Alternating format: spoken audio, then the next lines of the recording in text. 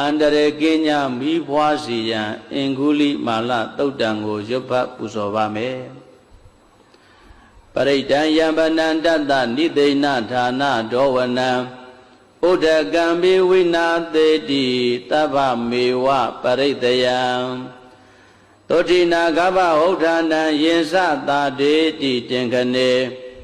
ထေရသင်္ကုလိမာလတ္တလောကနာထေနပါတိတံ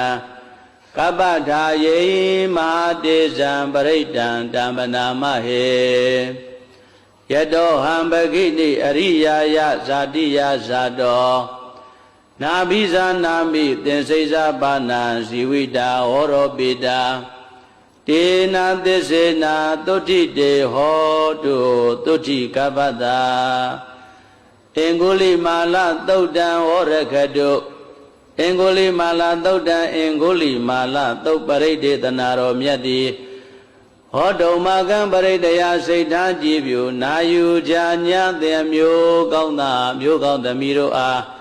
ရခတုကိုလည်းကြမ်းမာစိတ်ချမ်းသာ၍အန္တရာယ်ရှင်းငါဘေးကင်းกว่าအောင်